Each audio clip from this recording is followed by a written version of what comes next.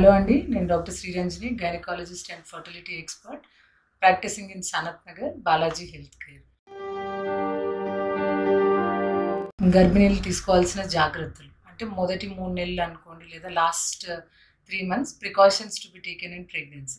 So ఒక విధంగా చూసుకున్నట్టయితే మొదటి 3 నెలలు, last 2 months are very important. అంటే ఫస్ట్ 3 monthsలో అబార్షన్ రిస్క్ వచ్చేసి 80%. సో ఒక ప్రెగ్నెంట్ లేడీని చూసినట్టు, అంటే ఇప్పుడు మామూలుగా ఇప్పుడు ఒక లేడీ ప్రెగ్నెన్సీ తోటి వచ్చినప్పుడు మనం వాళ్ళు హై రిస్కా లో రిస్కా, అంటే ఇప్పుడు ఎలాంటి రిస్క్ ఫ్యాక్టర్స్ లేకుండా వాళ్ళంతటి వాళ్ళే కన్సీవ్ అయిన వాళ్ళను లో రిస్క్ కింద చూస్తాం. అదే ఏదైనా ఇప్పుడు మనం ట్రీట్మెంట్స్ తోటి లేదా ఎల్డర్లీ ప్రెగ్నెన్సీస్, అంటే 35 సంవత్సరాలు పైబడ్డాక ప్రెగ్నెన్సీ వచ్చిన, లేదా మెడిసిన్స్ తోటి వాడి ప్రెగ్నెన్సీ వచ్చిన, నెగటివ్ బ్లడ్ గ్రూప్స్ ఉండి ప్రెగ్నెన్సీ తోటి ఉన్న వీళ్ళందరినీ హై రిస్క్ కింద గ్రేడ్ చేస్తాం.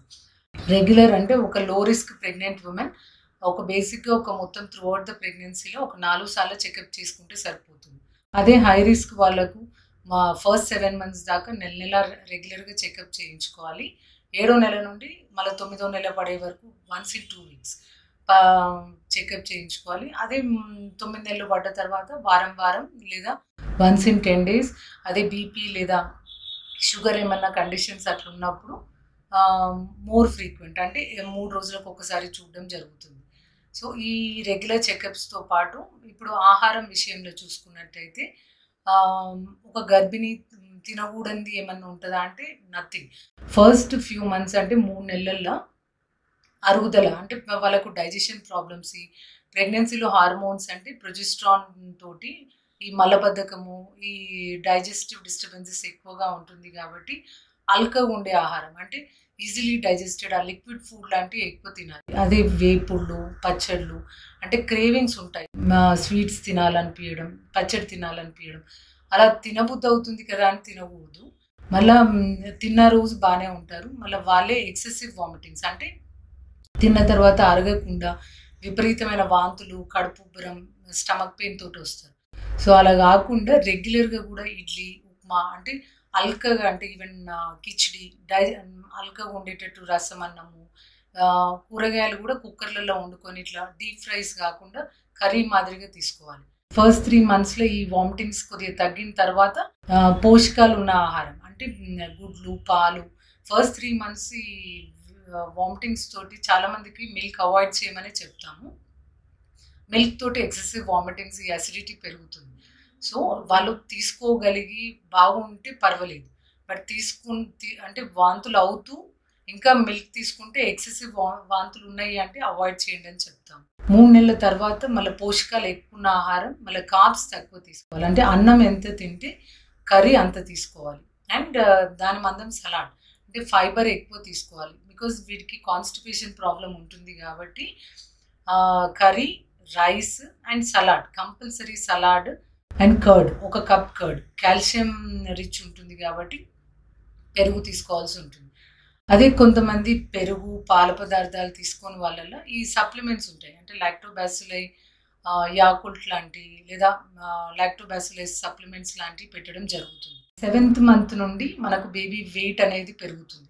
అప్పుడు కూడా మనం ఎక్కువ పోషకాలు ఉన్న ఆహారం, మళ్ళీ అప్పుడు కూడా డైజెషన్ ఇబ్బంది, అంటే ఫస్ట్ 3 monthsలో ఎట్లయితే అరగదో 7th month నుండి మళ్ళీ డైజెస్టివ్ డిస్టర్బెన్సెస్, ఏది తిన్నా గొంతులే ఉండడం, కడుపులో మంట రావడం, ఇలాంటివన్నీ ఉంటాయి.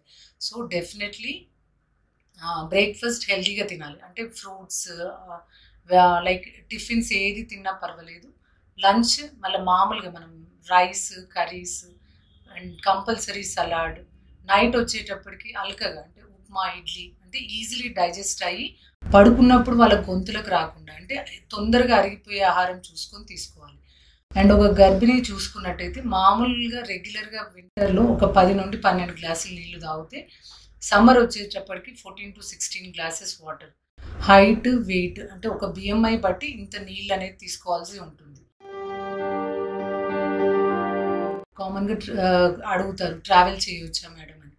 డెఫినెట్లీ ప్రెగ్నెన్సీలో ట్రావెల్ అనేది అవాయిడ్ చేయాలి.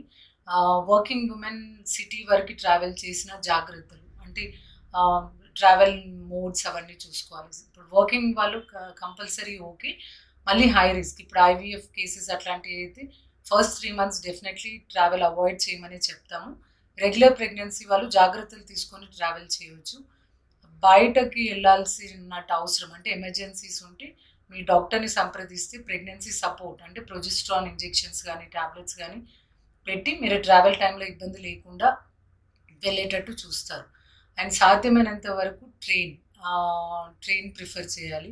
Road journeys, long journeys definitely avoid చేయాలి. లో రిస్క్ ఉన్న వాళ్ళు ఫ్లైట్స్లో కూడా అప్ టు 7 months వరకు సేఫ్గా ట్రావెల్ చేయవచ్చు.